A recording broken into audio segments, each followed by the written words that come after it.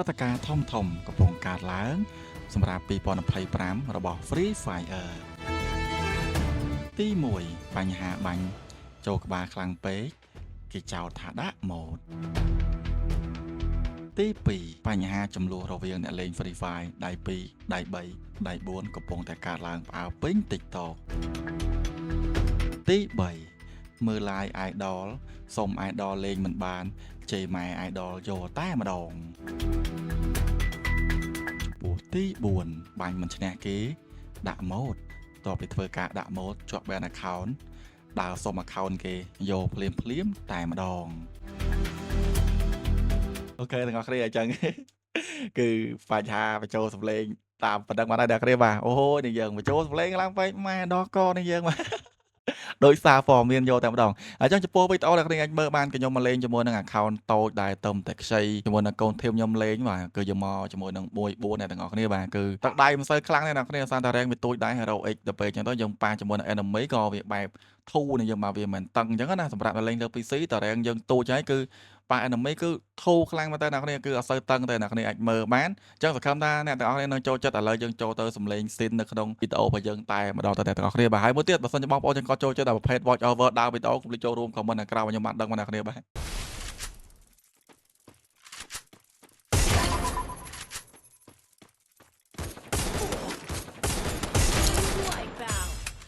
កាច់យក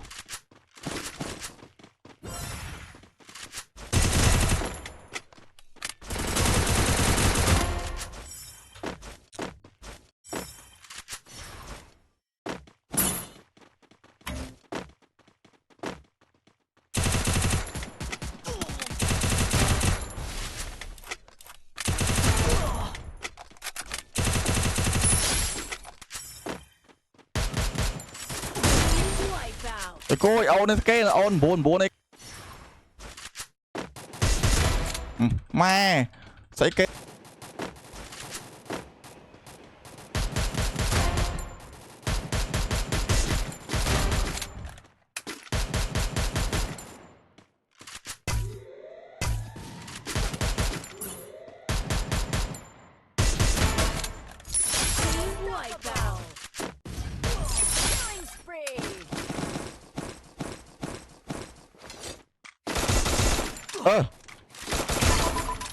អើយមកត្រឿនដល់ទេបណ្ដាអូខ្ញុំអញ្ចឹងណា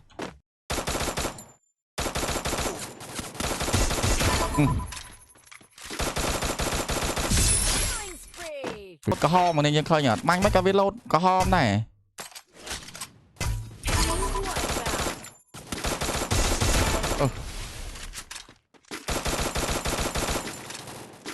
ស៊ីប៉ែមទៅដល់កបដែរ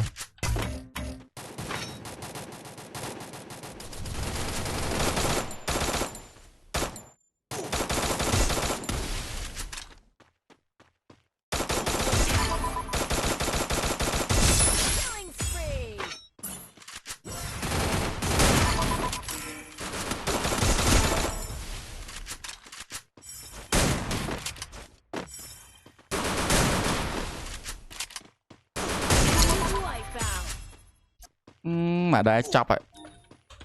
thế nào mà mà nó lợp nó mới sổ hay stop rồi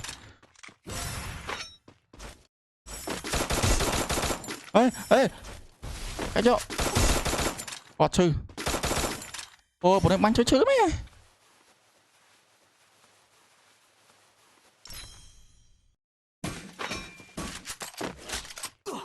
ê